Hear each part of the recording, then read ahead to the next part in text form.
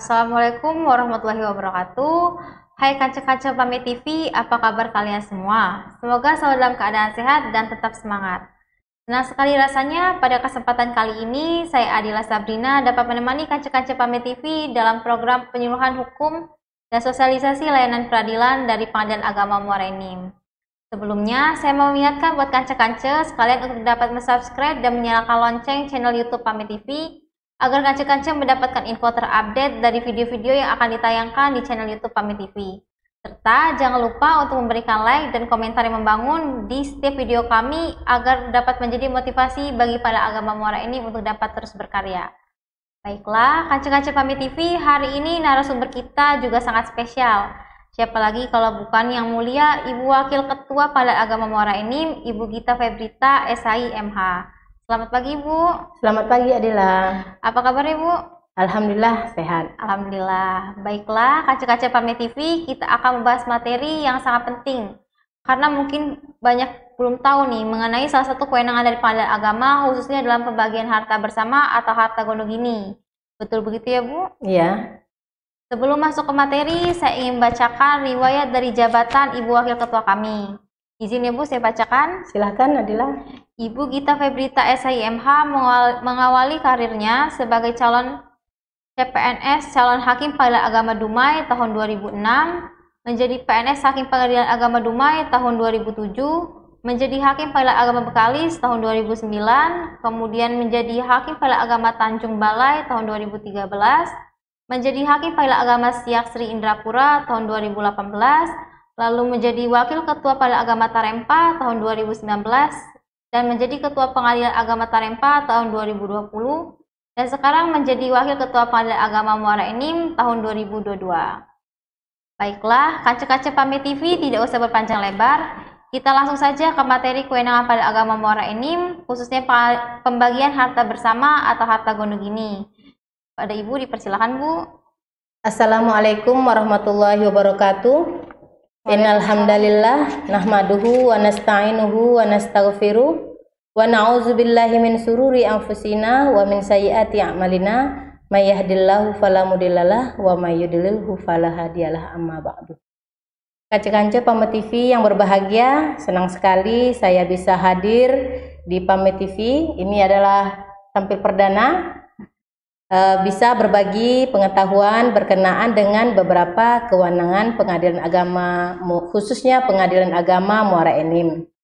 Sebagaimana yang kita ketahui, Pengadilan Agama Muara Enim adalah pengadilan tingkat pertama yang bertugas dan berwenang memeriksa, memutus, dan menyelesaikan perkara-perkara di tingkat pertama antara orang-orang yang beragama Islam di bidang perkawinan, waris, wasiat, hibah, wakaf, zakat, infak, sodakoh, dan ekonomi syariah sebagaimana yang diatur dalam pasal 49 Undang-Undang Nomor 3 Tahun 2006 tentang perubahan atas Undang-Undang Nomor 7 Tahun 1989 tentang peradilan agama.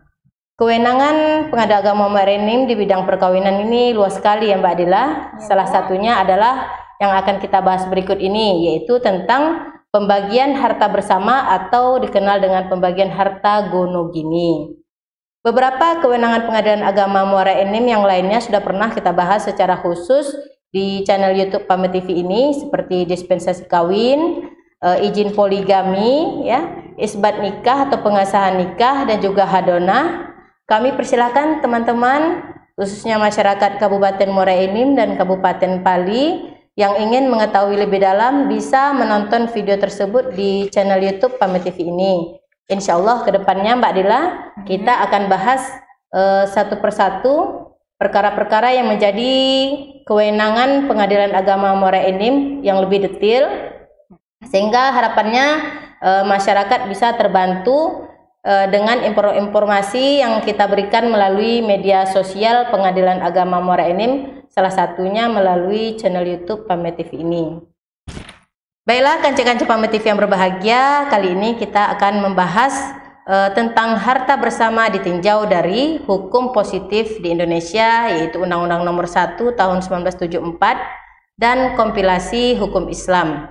Jadi yang saya sampaikan dalam kesempatan ini berdasarkan dua peraturan tersebut. Dalam Undang-Undang Perkawinan Nomor 1 Tahun 74 disebutkan bahwa sebuah perkawinan itu bertujuan untuk membentuk rumah tangga yang kekal berdasarkan ketuhanan yang Maha Esa. Namun sayang dalam praktiknya perceraian sering tak terhindarkan ya. Salah satu isu yang membuat konflik perceraian itu meruncing selain perebutan hak asuh anak, salah satunya ya ini tentang pembagian harta gonogini ya. Nah, baik, mari kita mulai Mbak Dila. Iya Bu, mari. Jadi sebenarnya itu dalam perkawinan itu ada harta-harta apa aja sih Bu, jenis-jenisnya? Mungkin kebanyakan dari kita kan belum tahu jenis-jenis dari harta dalam perkawinan. Taunya kan kalau udah menikah semua jadi harta bersama gitu ya kan. Nah, baiklah akan saya jelaskan ya. Iya Bu. Dalam Undang-Undang Perkawinan dan Kompilasi Hukum Islam itu membagi harta perkawinan itu menjadi dua bagian ya. Pertama itu harta bersama.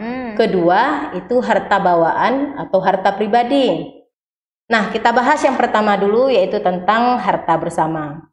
Dalam pasal 35 ayat 1 Undang-Undang Perkawinan Nomor 1 Tahun 74 disebutkan harta benda yang diperoleh selama perkawinan adalah harta bersama. Dalam kompilasi hukum Islam pasal 1 huruf F disebutkan harta kekayaan dalam perkawinan atau syirkah adalah harta yang diperoleh baik sendiri-sendiri atau bersama suami istri selama dalam perkawinan berlangsung. Selanjutnya disebut harta bersama tanpa mempersoalkan terdaftar atas nama siapa. Jadi kalau di dalam perkawinan kita suami istri bekerja, kemudian kita membeli aset, contohnya tanah. Nah, itu kan terdaftar atas salah satu saja namanya ya, baik bisa nama suami atau bisa nama istri. Tidak masalah terdaftar atas nama siapa, itu adalah harta bersama. Jadi harta gonogini atau harta bersama adalah harta yang diperoleh pasangan suami istri secara bersama-sama dalam ikatan perkawinan. Nah, perbincangan masalah gonogini ini Mbak Dila sering menjadi hangat nih di masyarakat dan menyita perhatian publik ya. Terutama di media massa. Jika kita lihat berita-berita itu kan perceraian artis sering meruncing karena akibat sengketa harta gonogini ya. Nah, jadi perkara perceraian yang menjadi pokok perkara justru seharusnya tidak rumit ya, tapi berbelit-belit karena sengketa masalah harta bersama ini ya. Nanti apalagi dikaitkan dengan dikumulasi dengan perkara-perkara lainnya, sudah harta bersama, kemudian masalah asuh anak ya, kemudian itulah menjadi perkara perceraian menjadi semakin rumit.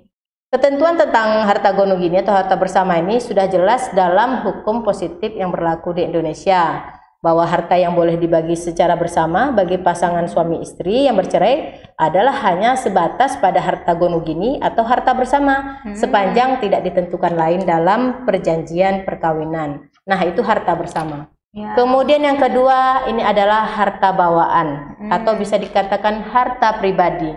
Jadi tidak semua harta di dalam perkawinan itu harta bersama ya. Nah, di dalamnya ada harta bawaan atau harta pribadi. Namanya juga harta bawaan Mbak Dila ya. Artinya harta yang sudah dimiliki oleh suami atau istri sebelum perkawinan. Dalam pasal 35 ayat 2 Undang-Undang Nomor 1 Tahun 74 tentang perkawinan disebutkan harta bawaan dari masing-masing suami atau istri dan harta benda yang diperoleh masing-masing sebagai hadiah atau warisan adalah di bawah penguasaan masing-masing sepanjang para pihak tidak menentukan lain. Nih, saya ambil contoh ini, Adila ya, dan teman-teman CPNS ya yang masih single. Nah, karena Adila ya, ini saya ambil contoh Adila, enggak apa-apa kan? Karena Adila masih single, kemudian sudah CPNS ya, tentu sudah berpenghasilan dari masa gadis ya. Lalu sedikit demi sedikit Adila menabung. Kemudian terbelilah Adila 1 unit mobil. Nah, nanti jika Adila menikah, maka mobil tersebut adalah harta bawaan Adila ya, bukan milik bersama. Harta pribadi jadi harta bawaan, harta pribadi. Nanti kalau kedepannya Adila mau jual atau mau Adila berikan ke siapapun, tidak perlu mendapat persetujuan pasangan, karena itu adalah harta pribadi. Nah, disebutkan juga tadi kalau ada dari waris, ya. Contohnya, ini kita ambil contoh Ani dan Roma. Ani dan Roma menikah, ya, bukan Ani yang di lagu itu ya, dengan Roma itu ya. Iya. 2 tahun kemudian ayah Roma ini meninggal dunia. Selang beberapa bulan ibu Roma juga meninggal dunia. Dari pembagian harta warisan, kemudian Roma ini mendapatkan bagian 1 unit rumah, ya, dan juga 1 hektar kebun sawit. Maka rumah dan kebun sawit tersebut adalah harta perolehan Roma dan di bawah penguasaan Roma sepanjang Roma dan Ani tidak menentukan lain dalam perjanjian perkawinan. Jadi harta yang kita dapatkan dari warisan orang tua, ya, setelah kita menikah misalnya, dapat kita harta warisan, itu adalah harta kita pribadi, ya, harta bawaan, bukan harta bersama. Kalau contohnya dari hadiah bagaimana? Hadiah? Nah, iya. Contohnya begini, ini kembali ke Ani dan Roma tadi ya. Kemudian 1 tahun setelah Ani dan Roma ini menikah, mereka memiliki bayi kembar. Nah, ini contohnya ya. Karena Ani ini sangat bangga dan bahagia dengan anak kembarnya, iseng-isenglah dia ikut lomba foto mom and baby. Ya, menang. Alhamdulillah menang. Dapatlah jam tangan mewah, ya, sebagai hadiah untuk Ani. Ya. Maka jam tangan tersebut adalah harta perolehan Ani dan di bawah penguasaan Ani sepanjang Ani dan Roma tidak menentukan lain dalam perjanjian perkawinan. Jadi kalau kita mendapat hadiah, misalnya pasangan kita mendapat hadiah, hadiah itu ditujukan untuk dia, khusus untuk dia, maka itu adalah harta bawaan. Itu contohnya. Kalau hibah bagaimana? Kan tadi ada waris, hibah ya kan? Kemudian hadiah. Nah, ini hibah. Kemudian ini contoh lagi dari hibah. Ani dan Roma tadi pasangan suami istri yang harmonis, ya. Contoh saya khusus satu aja lah ya, contohnya Ani dan Roma ya. Kemudian kedua orang tua Ani ini dia memiliki harta yang banyak, ya. Karena Ani tadi punya anak kembar, ya. Orang tuanya kasihan, ya, melihat anaknya ini berpergian kemana-mana naik sepeda motor, ya. Dihibahkanlah kepada Ani tadi, kepada anaknya 1 buah mobil supaya cucu-cucunya ini tidak kepanasan. Orang tuanya ini memberikan mobil tadi karena Ani tersebut anaknya, ya. Maka mobil tersebut adalah harta bawaan Ani yang didapat dari hadiah dari orang tuanya. Maka harta tersebut, mobil tersebut di bawah penguasaan Ani, ya, sepanjang tidak ditentukan lain dalam perjanjian perkawinan. Seperti itu Mbak Adila, ya. Jadi sebenarnya jelas ya, Bu, ya, pembagian hartanya itu. Iya, jadi tidak semua harta yang didapat dalam perkawinan itu harta bersama gitu. Tapi di dalamnya tidak tertutup kemungkinan ada harta bawaan. Ya, harta pribadi. Kadang orang ini Bu, susah bedainnya harta bersama, harta pribadi atau bawaan. Iya. Jadi asal masuk dalam itu udah harta asal didapat dalam masa perkawinan adalah harta bersama gitu. Padahal beda. Itulah kadang yang menjadi sengketa di pengadilan agama. Iya. Terus gimana Bu cara menggunakan harta bersama dan juga harta bawaan dalam perkawinan itu? Terhadap harta bersama dan harta bawaan ini terdapat perlakuan yang berbeda, ya. Kalau harta bersama, jika salah satu pihak ingin melakukan perbuatan hukum seperti menjual, ya, menghibahkan, mengalihkan harta tersebut, itu harus dengan persetujuan pihak lain atau suami istri. Contohnya begini, jika suami ingin menjual tanah karena dia membutuhkan uang, begitu kan? Dia bisa menjual tanah itu dengan persetujuan istri karena tanah yang merupakan harta bersama itu tidak bisa dijual jika pihak lain tidak setuju. Berbeda dengan harta bawaan. Harta bawaan itu kan berada dalam penguasaan masing-masing. Jadi jika ingin melakukan perbuatan hukum, kita tidak membutuhkan persetujuan pihak yang lain. Begitu. Itu bedanya Mbak Adila, ya. Jadi bedanya jelas sebenarnya antara harta bersama, harta bawaan. Cara gunakannya. Tadi saya mendengar Ibu menyampaikan tentang harta bawaan tetap menjadi milik masing-masing suami istri sepanjang tidak ditentukan lain. Maksudnya itu gimana, Bu? Bisa dijelaskan? Ya, yang saya maksudkan dengan sepanjang tidak ditentukan lain adalah sebagaimana yang disebutkan dalam pasal 97 kompilasi hukum Islam. Bunyinya seperti ini, Mbak Adila ya. Iya, Bu. Janda atau duda cerai masing-masing berhak 1/2 dari harta bersama sepanjang tidak ditentukan lain dalam perjanjian perkawinan. Perjanjian perkawinan, Mbak Adila pernah dengar tentang perjanjian perkawinan? Pernah, tapi Pernah. jarang. Hah? Jarang Ya, masih asing begitu Iya, ya. masih asing, Bu. Di sini saya jelaskan sedikit tentang perjanjian perkawinan. Perjanjian perkawinan dapat diartikan sebagai kesepakatan bersama kedua belah pihak yang dibuat secara tertulis kemudian disahkan oleh pegawai pencatat perkawinan ya. Perjanjian perkawinan sendiri tercantum dalam pasal 29 Undang-Undang Nomor 1 Tahun 74 pada waktu sebelum dilangsungkan atau selama dalam ikatan perkawinan, kedua belah pihak atas persetujuan bersama dapat mengadakan perjanjian tertulis yang disahkan oleh pegawai pencatat perkawinan atau notaris setelah mana isinya berlaku juga terhadap pihak ketiga sepanjang pihak ketiga tersangkut.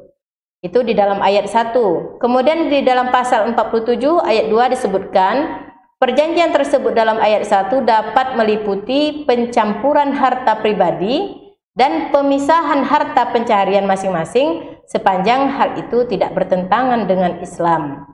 Kemudian dalam pasal 48 ayat 1 disebutkan apabila dibuat perjanjian perkawinan mengenai pemisahan harta bersama atau harta syarikat, maka perjanjian tersebut tidak boleh menghilangkan kewajiban suami untuk memenuhi kebutuhan rumah tangga. Nah, itu bunyinya dalam undang-undang ya. Jadi boleh sah-sah saja ya jika kita ingin membuat perjanjian perkawinan sebelum menikah. Ini banyak dilakukan oleh para artis. Nah, ya. Tidak hanya artis ya, tapi artis yang sering muncul di layar TV ya, yang membuat perjanjian perkawinan ini. Misalnya ini kita masing-masing sebelum menikah sudah punya harta yang banyak gitu. Ya.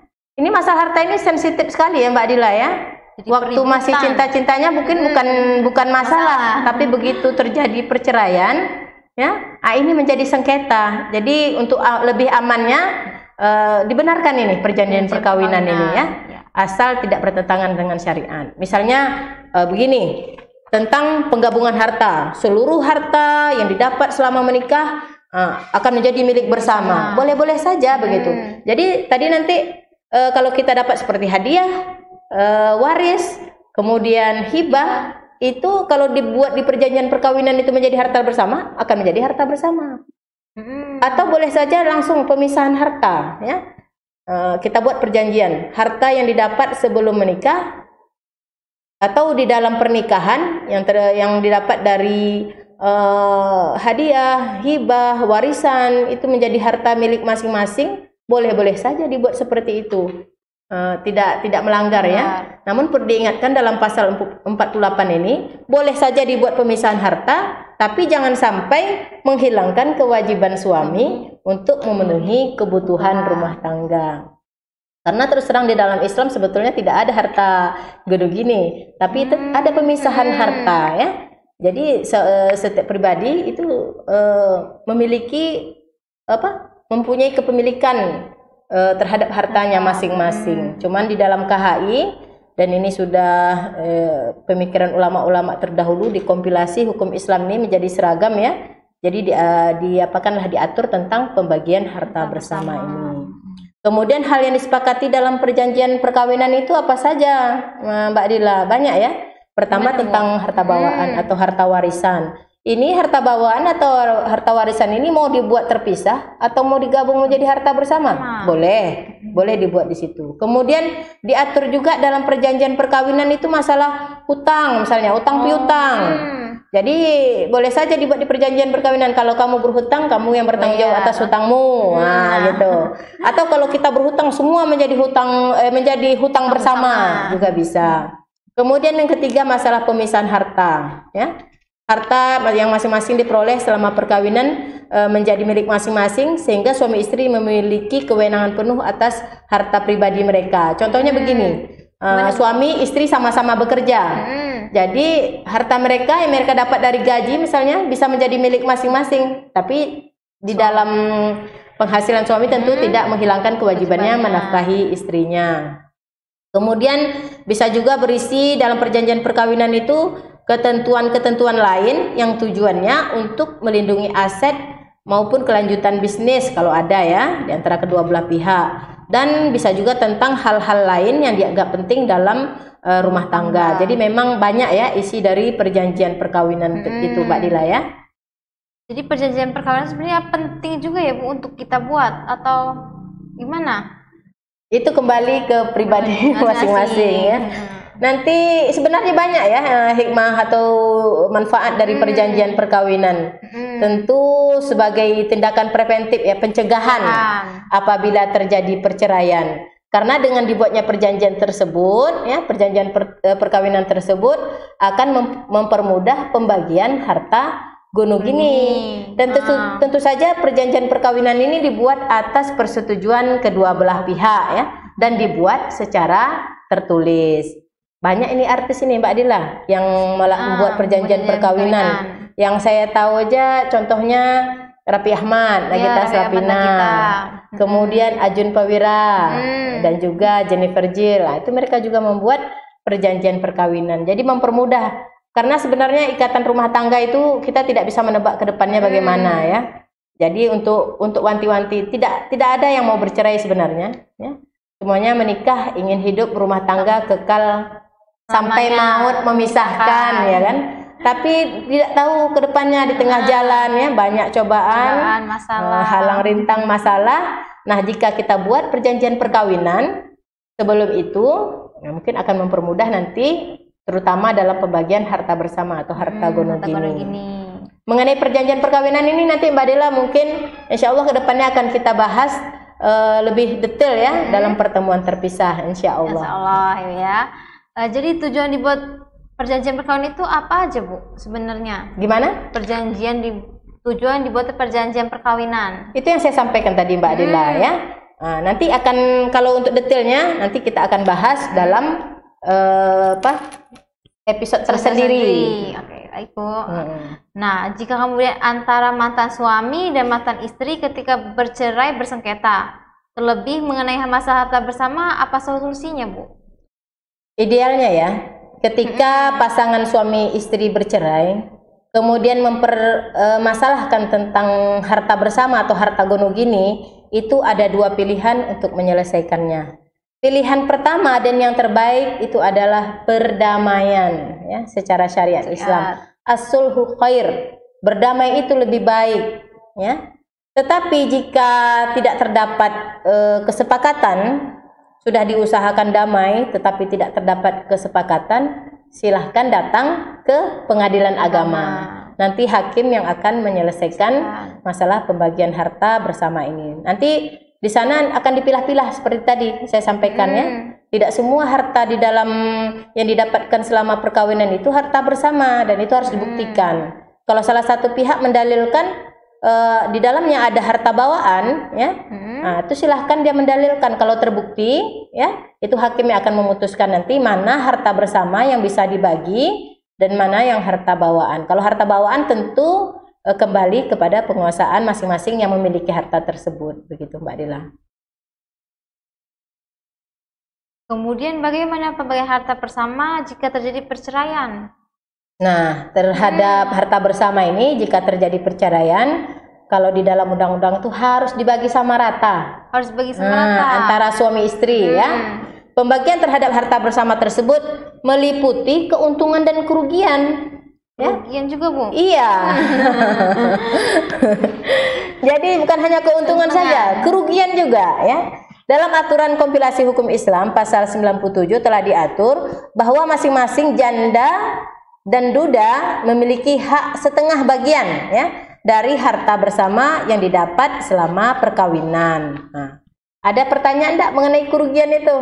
Iya, kerugian kayak mana Bu yang harus dibagi bersama setelah perceraian tadi? Iya. Nah, itu ya, ada keuntungan dan kerugian. Keuntungan tentu saja hartanya. Ya. Kerugian itu hutang ya, hutang bersama. Mbak Dila pernah dengar hutang bersama? Pernah sih Bu, tapi jarang. Ya, dalam kompilasi hukum Islam ya dikenal juga mengenai hutang bersama. Tentunya hutang bersama diatur dalam pasal 93 kompilasi hukum Islam. Di sana diatur bahwa tidak semua hutang istri atau suami dapat dikategorikan sebagai hutang bersama. Nah, bukan harta aja dipilah-pilah ya, hutang pun dipilah-pilah ya. Tidak semua hutang yang terjadi dalam perkawinan itu adalah hutang bersama.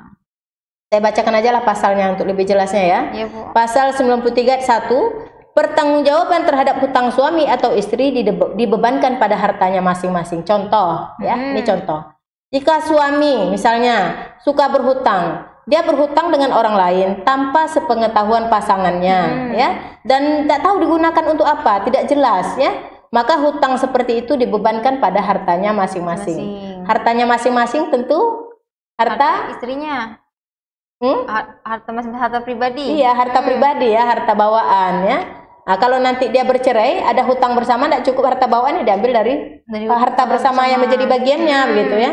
Kemudian kedua disebutkan pertanggungjawaban terhadap hutang yang dilakukan untuk kepentingan keluarga dibebankan kepada harta bersama. Contohnya begini, mereka berhutang misalnya kan untuk membangun rumah.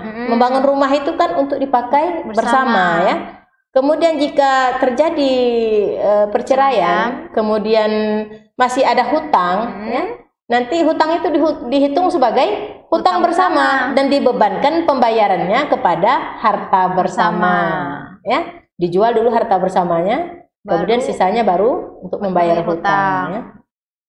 Kemudian dalam pasal 3 disebutkan bila harta bersama tidak mencukupi dari hutang bersama tadi, ya, itu dibebankan kepada harta suami. Bila harta suami tak ada atau tidak mencukupi, dibebankan kepada harta istri. Nah, setelah diketahui apa saja menjadi harta bersama dan hutang bersama, barulah harta bersama tersebut dapat dibagi secara rata ya, dengan mengajukan gugatan pembagian harta bersama di pengadilan agama. Begitulah kira-kira Mbak Dila sekilas tentang pembagian harta bersama atau harta gonogini di pengadilan agama. Demikian ya Mbak Dila ya. Informasi yang bisa saya sampaikan, semoga sedikit banyaknya bisa bermanfaat bagi kance-kance Pame TV semuanya. Jadi sebenarnya harta bersama itu pembagiannya cukup jelas ya, Bu ya? Iya. Antara harta bersama, harta bawaan atau pribadi sangat jelas. Iya. Kalau misalnya ada sengketa, kita bisa bagi rata secara syariat Islam atau bisa mengajukan juga gugatan di pengadilan agama. Iya. Tapi tetap saja ya perdamaian itu lebih baik ya. As-sulhu khair ya. Itu yang terbaik. Nggak harus sama rata kok kalau udah dibagi secara damai begitu. Nanti begini contohnya. Kalau misalnya anak dengan istri, misalnya kan anak diasuh istri, boleh saja harta bersama itu lebih besar porsi istri, mengingat anak sama juga istri. Itu tergantung. Makanya saya sampaikan tadi, berdamai itu lebih baik dan lebih adil gitu. Nah, begitu Mbak Dila. Baik, demikianlah sekilas tentang kewenangan pengadilan agama Muara Enim, khususnya dalam pembagian harta bersama atau pembagian harta gonogini. Akhir kata dari kami pamit undur diri. Kurang dan lebihnya kami mohon maaf. Bila ada salah kata atau yang terucap, saya dan Ibu Wakil Ketua mengucapkan akhiri acara ini dengan mengucapkan wassalamualaikum warahmatullahi wabarakatuh.